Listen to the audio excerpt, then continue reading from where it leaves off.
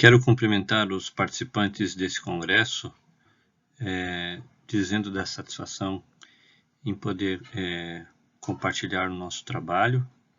E aqui nós trazemos, então, uma discussão pedagógica a respeito das questões que envolvem as metodologias ativas, não é? Nesse período, sobretudo, de pandemia, que nós enfrentamos hoje no Brasil do ponto de vista do ensino básico. As questões que estão relacionadas aos diversos níveis de aprendizagem possíveis aos alunos através das aulas remotas e como isso é possível, então, ser trabalhado com as metodologias ativas. Nós trazemos da ênfase nesse aluno protagonista alguns aspectos que foi possível observar em projetos realizados não necessariamente só em 2020, mas também no ano anterior, e por isso eu venho ampliar aqui um pouquinho aquilo que o artigo propõe. O artigo está basicamente citando um estudo de caso com uma oficina de Game Design num curso de pós-graduação da Universidade Federal de Santa Catarina, mas nós queremos também aqui acrescentar algumas outras abordagens que já foram feitas em outros eventos pertinentes à temática das tecnologias na educação, dentro e fora também do estado de Santa Catarina. Iniciando aqui essa problemática, então, quais seriam esses elementos pedagógicos que os jogos, tanto digitais quanto de tabuleiro, podem trazer para a promoção de aprendizagem no contexto da escola, né? Escolar, digamos assim, normal ou então regular. Bom, vários autores, mas tanto esses que nós separamos aqui, tanto Resnick quanto Pougy, eles vêm trabalhar um pouquinho o conceito do que da importância do lúdico no dia a dia, iniciando sobretudo nas séries iniciais da educação infantil, as séries iniciais do fundamental, e o quão importante é esse lúdico para embasarmos aqui a utilização dos jogos, que é um tema assim bastante já comentado e discutido nas pesquisas em educação. São pesquisas em diversos aspectos e inclusive presentes nesse congresso atualmente. O que nós queremos propor é que no debate desses autores, no ponto de vista desses autores, o lúdico ele assume um lugar de muita importância e as possibilidades de se trabalhar com ele são extremamente interessantes para a educação. E daqui nós vamos fazer uma ponte então com Lazaro, que é uma pesquisadora independente, desenvolvendo um trabalho sobretudo nos Estados Unidos, com suporte e assessoria para empresas desenvolvedoras de games. Nesse trabalho, já de vários anos que a sua empresa desenvolve, ela mapeou algumas motivações interessantes que nós podemos destacar para todo e qualquer jogador, seja ele a idade que for, se em comunidade, né, sozinho ou coletivamente, enfim. E dessas 8 motivações básicas, nós podemos com facilidade verificar a aplicação também no contexto educacional, a estruturação de experiências, não é? Pensamentos que possam trazer algum alívio às tensões provocadas pelo trabalho, pela vida de uma forma geral, sensação de desafio, obtenção de experiência, né? Ou então ordem na nossa vida, fazer coisas novas que não seriam possíveis talvez aí no mundo real, mas que no virtual muitas vezes são disponibilizadas, ou até mesmo ter uma sensação de relaxamento, né? Para construir também a autonomia. Então todas essas motivações básicas que levam uma pessoa a jogar, elas podem ser consideradas do ponto de vista da educação, e o que nós queremos propor é que elas têm também a sua utilidade para observarmos e analisarmos as questões da aprendizagem promovida pelos jogos. Dentro do cenário do game design, Também um dos componentes importantes, que é o GDD, né, o documento do Game Design, que recentemente tem sido também adaptado para a educação como GDDE, né, ou documento do Game Design educativo. Numa pesquisa de Sena, aqui na Universidade Federal de Santa Catarina, ela tem colocado que essas sequências didáticas, elas podem ser uma forma também de se desenvolver o game design relacionado à educação. Nos serious games, como são chamados, né?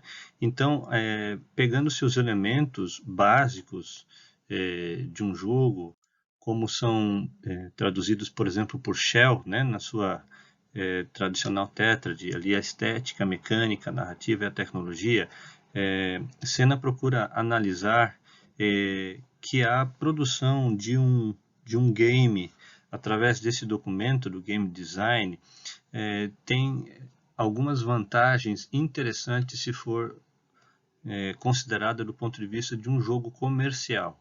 Esses ganhos importantes que se podem ter com a aplicação do Game Design, os princípios do Game Design à educação, elas podem levar a um norte, né, a uma metodologia interessante do ponto de vista da utilização na sala de aula, seja sobretudo no presencial, mas também agora nesse período de aulas remotas. O que nós propusemos através do artigo, e que aqui é complementado também, foi um estudo de caso com uma oficina de Game Design, uma disciplina de pós-graduação, e através dessa oficina em que se desenvolveu alguns games de forma bem simples, alguns jogos de forma bem simples, o que é citado ali no artigo, né, como a produção do Calculatrix, nós também queremos analisar aqui sobre alguns outros aspectos. A oficina de jogos que foi promovida trouxe diversos jogos e análise de jogos os mais variados possíveis, desde jogos de tabuleiro até jogos digitais, antigos, novos, né, que tem uma gama bastante grande de diversificação. Alguns elementos básicos dessa oficina era com os materiais mais simples possíveis, como uma folha de papel, criar um jogo de tabuleiro e depois, em etapas sucessivas, então ir aprimorando com a introdução de elemento dificultador, um inimigo ou uma fase mais difícil, assim por diante. A oficina é descrita um pouco melhor também no artigo, mas o que nós queremos propor aqui, que está uma versão então do jogo que foi desenvolvido como resultado dessa oficina, né? Tendo a participação e a opinião dos colegas também, que fizeram parte da oficina, alguns deles, vários deles, como professores no ensino básico, chegou-se a alguns resultados então interessantes, conforme citado do autor anterior, né, do Paul G. Esses agentes pedagógicos que puderam ser identificados como customização, agência, desafio, contextualização, frustração e prazer, se percebe aqui a ocorrência de pelo menos 7 deles na oficina que foi desenvolvida, né, nessa oficina que acabamos de citar, porque além do desenvolvimento do jogo em si, do Calculatrix, nós também conseguimos aplicar esta oficina com alunos de um 6º ano do ensino fundamental numa escola na região da Grande Florianópolis. O que se pôde observar é que esses elementos todos, a maioria deles apareceram, né, no momento em que os alunos estavam utilizando o jogo proposto, o jogo Calculatrix. Um jogo bastante simples de tabuleiro, como foi mencionado. Mas nessa discussão, então, pôde-se aqui introduzir algumas questões que podem enriquecer essa aplicação, a possível aplicação dos jogos à educação sob o ponto de vista do game design, né? Com ganhos aí, digamos, na sua proposta, né, de serem jogos com uma pegada digamos, normal, né, mais comercial, ao invés de só jogos educacionais. Primeiro, de que se relacionando os princípios da arquitetura do game design com os objetivos da aprendizagem escolar, nós podemos ter sim um foco num professor que seja também game designer. E por que não, nesses novos tempos, direcionar a formação desse professor para esta área, né? Outra questão interessante para discussão é reconhecer que alguns desses elementos pedagógicos nos jogos digitais, eles podem promover a aprendizagem ativa alinhada ao perfil do estudante, pois a maioria deles hoje está imersa na cultura digital, para não dizer a esmagadora maioria, e é necessário que se adaptem os currículos a esse novo perfil, então, de estudantes. Há também que se considerar um tempo maior de observação das reações dos jogadores, né? Como foi citado lá na pesquisa inicial de Lazaro, e algumas conclusões, então, é de que o ensino lúdico proporciona uma aprendizagem divertida, mas exige a continuidade das pesquisas e discussões para que nós possamos obter um modelo melhor delineado, digamos assim, né? um modelo que seja balizado para a continuidade das aplicações dos games e o estudo com sucesso nessa área. Outra conclusão é a possibilidade de integração do jogo às metodologias educacionais, aquilo que já se sabe, porém que ainda se questiona bastante por conta da compreensão do que é a aprendizagem ficar um pouco restrita à aprendizagem mais tradicional, é aquela em que o aluno não seja o protagonista, né, de uma metodologia mais da memorização dos conteúdos, o conteúdo livresco e assim por diante, da centralidade do conteúdo e da figura do professor.